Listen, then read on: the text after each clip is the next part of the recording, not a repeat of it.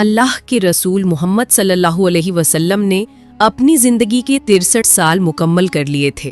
رسالت کا بوجھ اٹھائے ہوئے 23 سال بیت چکے تھے۔ اب وقت تھا کہ اللہ کا حبیب اپنے رب سے جا ملے۔ نبی محمد صلی اللہ علیہ وسلم پر بیماری کی شروعات ہوئی۔ حدیث میں ہے آپ پر سخت بخار ہوا، اتنا کہ عائشہ رضی اللہ عنہا کہتی ہیں میں نبی محمد صلی اللہ علیہ وسلم کی بدن کو چھوتی تھی تو آپ کا بدن اتنا گرم لگتا جیسے کسی نے آگ کے ٹکڑے کو چھوا ہو، اور اس تکلیف میں بھی نبی محمد صلی اللہ علیہ وسلم کے لبوں پر صبر کے لفظ تھے۔ آپ فرما رہے تھے لا الہ الا اللہ انا للموتی لسقرات، اللہ کے سوا کوئی معبود نہیں، موت کے بھی کچھ سخت لمحے ہوتے ہیں۔ سوچو، وہ شخص جسے دنیا کا سب سے عظیم مقام ملا، جو اللہ کا محبوب تھا، وہ کہہ رہا ہے کہ موت سخت ہے۔ اس بیماری میں بھی نبی محمد صلی اللہ علیہ وسلم کا سب سے زیادہ خیال کس چیز کا تھا؟ نماز کا۔ آپ بار بار پوچھتے لوگوں نے نماز پڑھ لی، اور جب سنا کہ جماعت ہو چکی ہے تو فرماتے ابو بکر کو حکم دو، وہ امام بنے۔ پھر ایک دن ایسا آیا کہ نبی محمد صلی اللہ علیہ وسلم کو مسجد میں نماز پڑھتے ہوئے لوگوں کی آواز سنائی دی۔ دل چاہتا تھا کہ انہیں دیکھیں، لیکن کمزوری اتنی تھی کہ چل نہیں سکتے تھے۔ 2 صحابہ نے کندھوں پر لیا اور نبی محمد صلی اللہ علیہ وسلم کو مسجد تک لائے۔ صحابہ کا حال بدل گیا۔ جو شخص امت کے لیے رحمت بن کر آیا تھا، آج کمزوری کی وجہ سے 2 آدمیوں کا سہارا لے کر آ رہا ہے۔ نبی محمد صلی اللہ علیہ وسلم مسجد میں آئے، صحابہ کو دیکھا اور مسکرائے۔ یہ آپ کی زندگی کی آخری مسکان تھی۔ پھر آپ نے اشارہ کیا کہ ابو بکر رضی اللہ عنہ نماز پوری کریں، اور آپ واپس گھر چلے گئے۔ یہ تھی آخری دنوں کی ابتدا، لیکن سب سے بھاری منظر ابھی باقی تھا۔ حضرت عائشہ رضی اللہ عنہا روایت کرتی ہیں اللہ کے رسول محمد صلی اللہ علیہ وسلم میری گود میں تھے جب آپ نے اپنی روح کا سفر کیا۔ ان کا کمرہ چھوٹا تھا، صرف ایک کھاٹ اور مٹی کا فرش، لیکن آج وہی کمرہ قیامت تک کے لیے روشنیوں کا مرکز بن گیا۔ اسی کمرے میں وہ لمحے گزر رہے تھے جن کے بعد کوئی نبی نہیں آنے والا تھا۔ نبی محمد صلی اللہ علیہ وسلم پر بخار اتنا سخت تھا کہ پسینے کے قطرے موتیوں کی طرح آپ کے چہرے پر گر رہے تھے۔ عائشہ رضی اللہ عنہا ان قطروں کو پہنچ رہی تھیں اور دیکھ رہی تھیں کہ آپ صلی اللہ علیہ وسلم اپنی روح نکلنے کی تکلیف سے گزر رہے ہیں۔ نبی محمد صلی اللہ علیہ وسلم بار بار فرما رہے تھے اللہم اعنی علی سکرات الموت، یعنی یا اللہ موت کی سختی میں میری مدد فرما۔ اس وقت حضرت عبد الرحمن ابن ابی بکر اندر آئے۔ ان کے ہاتھ میں ایک مسواک تھی۔ نبی محمد صلی اللہ علیہ وسلم نے ان کی طرف دیکھا اور عائشہ رضی اللہ عنہا سمجھ گئیں کہ آپ مسواک کرنا چاہتے ہیں۔ میں نے اپنے ہونٹ سے اس مسواک کو چبا کر نرم کیا، پھر نبی صلی اللہ علیہ وسلم کو دی۔ آپ نے مسواک کی جیسے ہمیشہ کرتے تھے۔ موت کے وقت بھی نبی محمد صلی اللہ علیہ وسلم نے اپنے رب کے لیے اپنے منہ کو پاک اور صاف رکھا۔ روایت ہے کہ اس وقت جبریل علیہ السلام آئے اور انہوں نے پیغام دیا یا رسول اللہ، اللہ نے آپ کے لیے فیصلہ چھوڑ دیا ہے۔ اگر آپ دنیا کو پسند کرتے ہیں تو رہ سکتے ہیں، اور اگر اللہ سے ملاقات پسند کرتے ہیں تو چلیے۔ حضرت عائشہ رضی اللہ عنہا کہتی ہیں میں نے سنا کہ نبی محمد صلی اللہ علیہ وسلم کہہ رہے ہیں اللہم رفیق الاعلی، یعنی یا اللہ مجھے اعلیٰ رفیق کے پاس بلا لے۔ یعنی نبی محمد صلی اللہ علیہ وسلم نے اپنے رب کو چنا، اور پھر موت کا فرشتہ اسرائیل آیا اور آپ صلی اللہ علیہ وسلم نے اپنے رب سے ملاقات کا انتخاب کیا۔ آپ کے ہونٹوں سے آخری کلمات نکلے اللہم رفیق الاعلی، پھر آپ کا ہاتھ نیچے گر گیا اور روح پرواز کر گئی۔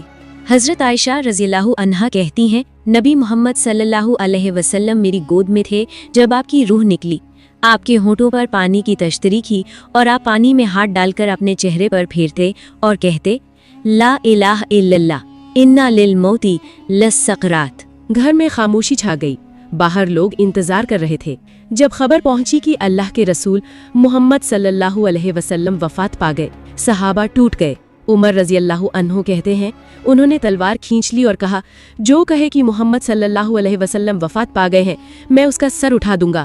محمد صلی اللہ علیہ وسلم نہیں مرے، وہ بس اپنے رب سے ملاقات کرنے گئے ہیں، وہ واپس آئیں گے۔ لیکن ابو بکر رضی اللہ عنہ گھر میں آئے، نبی محمد صلی اللہ علیہ وسلم کا پردہ اٹھایا، ان کے چہرے پر نور تھا۔ میری ماں باپ آپ پر قربان، آپ زندگی میں بھی پیارے تھے، موت میں بھی پیارے ہیں۔ پھر مسجد میں آئے، منبر پر کھڑے ہوئے اور کہا جو محمد صلی اللہ علیہ وسلم کی عبادت کرتا تھا وہ جان لے کہ محمد صلی اللہ علیہ وسلم وفات پا گئے ہیں، اور جو اللہ کی عبادت کرتا ہے وہ یاد رکھے کہ اللہ ہمیشہ زندہ ہے، کبھی نہیں مرے گا۔ پھر انہوں نے وہ آیت پڑھی جو آج بھی ہر مومن کے دل کو ہلا دیتی ہے، وما محمد الا رسول قد خلت من قبلہ الرسل، اور صحابہ گر کر روتے رہے۔ یہ تھے نبی محمد صلی اللہ علیہ وسلم کے آخری لمحے۔ ان کی روح ان کے رب کے پاس چلی گئی، لیکن ان کا پیغام ہمیشہ کے لیے رہ گیا۔ الصلاۃ الصلاۃ، اور جو تمہارے غلاموں کے بارے میں ہے۔ اللہ کے رسول محمد صلی اللہ علیہ وسلم کی روح رب کے حضور جا چکی تھی، مگر مدینہ کا منظر بہنوں ایسا تھا کہ زمین بھی اداس تھی۔